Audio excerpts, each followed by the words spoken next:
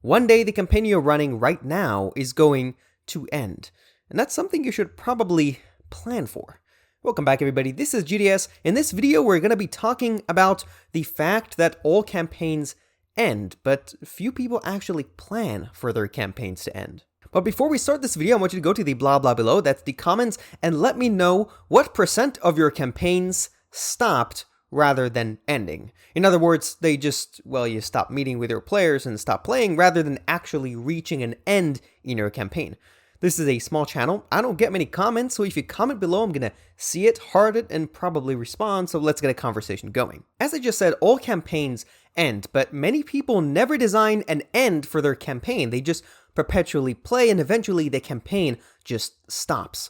I've talked a lot on this channel on how to make your sessions and your week-to-week of running the game more interesting, fun, and engaging for your players. But this topic specifically on the end of campaigns is very important. And the reason for that is that as humans, we have this mental bias towards remembering the beginning of things and the end of things. That's the reason why when people talk about their favorite video games, movies, and books, they often talk about the beginning and perhaps even more so about the end. This doesn't mean that the 80% in between is not important, but rather that as humans, again, we have a mental bias to remember the beginning and the end. It's worth mentioning that the end is particularly important for storytelling. The beginning is where you make all your promises and set everything up. In the middle is where you make progress towards whatever you set up, and in the end is where you actually have the emotional and other plot payoffs, where the cool things happen, where people cry or cheer or whatever it is you want them to do.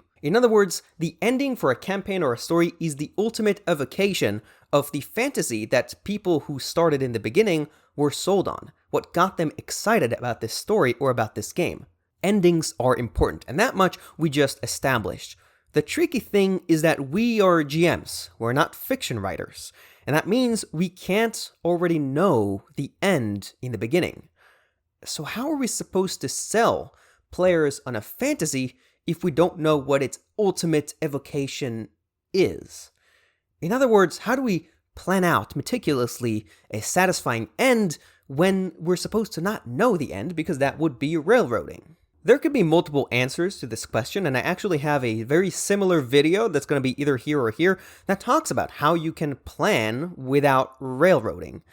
But here, I want to talk about something that's very specific to the actual game you're playing. And what I mean by that is what your game is about is characterized not by the world and not by the facts you make up about the world, but even more so by what your players and their characters actually do from session to session. So this is the first point I want to make, and I will come back to it because I think it's the core to my answer. Give your players an objective. And what I mean by that is very literally tell your players what their characters are supposed to do. No, this is not railroading. Players want to be told what to do, just not how to do it. The second component of my answer to this problem is that as a DM, you know everything there is to know about what the characters do and the world. So you need to be proactively looking for a satisfying end, and it doesn't have to be around the time where you think the group will stop playing.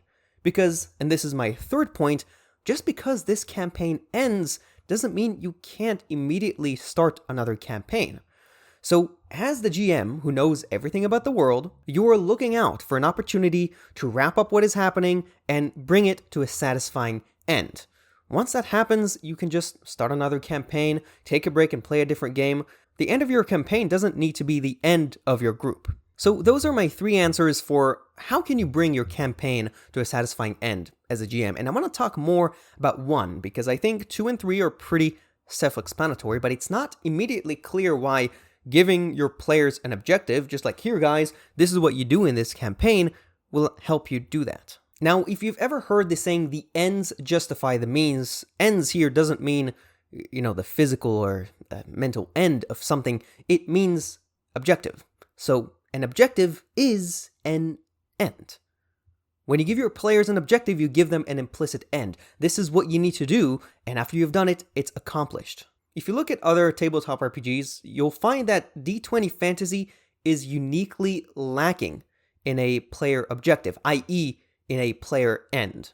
Other tabletop RPGs tend to have much more well-defined parameters for your game, like, where does the game happen? In D20 Fantasy, it's like, maybe Fantasyland, I don't know, whatever you want is okay. And, what do the characters do? In D20 Fantasyland, it's, well, you fight monsters, but really, you can do anything you want and it's okay. And indeed, other games are much clearer on what do the characters need to do. Whereas D20 Fantasy is, defeat the evil guy, but really it's up to the GM. The point is that hand-waving all these details and giving them to the GM doesn't encourage creativity by broadening the scope.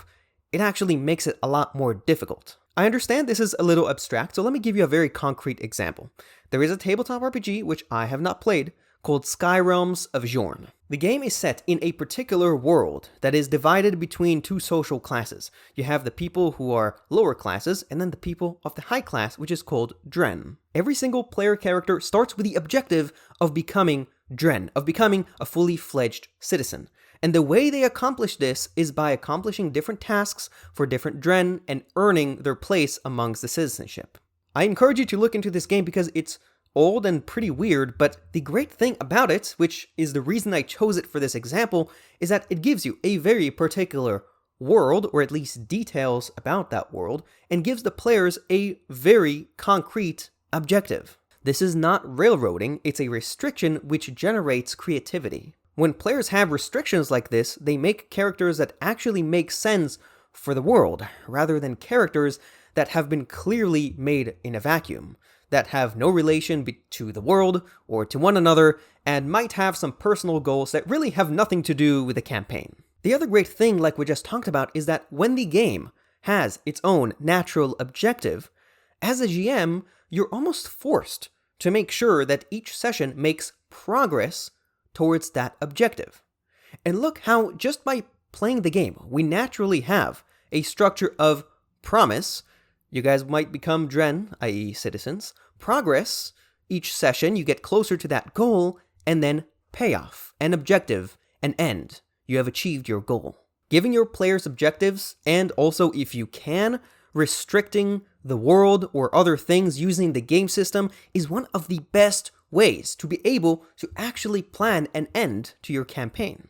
If this sounds interesting to you, I would highly encourage you to look up other games that constrain maybe not just the objective, but other features about the world, just like Skyrealms of Xorn. Games can give you concrete touchpoints in the history of your world that you must design around. Or they could give you an objective in the form of a time limit, which is what 10 Candles does. Games that answer questions like, where does the game happen? When does the game happen? Who are the player characters and what are they trying to do? Make it a lot easier for you to run the game. They make it easier for you to run it, they make it easier for you to start running it, and they make it easier for you to end it. I want to address one potential objection to what I'm saying here. Some people might say that D20 Fantasy is actually very prescriptive on what the world is and what the characters do and stuff like that, because it tells you this is the world, the Forgotten Realms, and these are the races, this is the classes you can play, and here is a module you can play, and this is the bad guy. In theory, this is true, but in effect, it's not. It's just not how most people actually play this game. What I've seen is that different tables can allow or disallow certain classes, allow or disallow certain races, they can homebrew the world or use a particular one, or do a combination of both. That kind of homebrewing is very accepted, and I want to be clear, it's not bad. It just makes it obvious that the D20 Fantasyland is not actually very prescriptive when it comes to answering all those questions. To sum up, the end of a story and the end of your campaign is extremely important to what your players walk away with feeling. And although all campaigns eventually end, few people actually plan for their campaigns to end. It seems difficult because some people think it requires railroading, but it really doesn't. Because 1, you're the GM, you know everything, and you can actively look out for an end. 2, just because the campaign ends doesn't mean you can't just start another one or play something else with your friends. The end of a campaign doesn't mean the end of your friend group. And 3, I got these all out of order, but 3, the most important thing to determine the end of your campaign is an objective and other facts that are set not by you, but by the system. We talked about how D20 Fantasy uniquely lacks these kinds of things that help you not just plan and enter your campaign, but plan everything else. And there are many games out there you can read about right now for free that do have those things, and they can inspire you, show you a different way to do things, and at the very least, they're fun and interesting. That's everything I have to say on this topic. If you like this video, make sure to take both of your fists and give a little 1-2 to the subscribe button if you're already subscribed. If you're not subscribed, just give it a 1 tap, because otherwise you get it. And then smash, absolutely destroy the like button. Hit it, let's say, an odd number of times. Let's go for 17 this time. And comment below. I want to see what you have to say about this video. I can't tell you how much doing all this stuff helps this channel, because I honestly don't know. I'm not sure how their algorithm works, but I'm sure it does something. I will say this, I know for a fact what helps this channel is if you share this video. So if you do anything, please do that, or at least consider it. That's pretty much it. I'll see you later.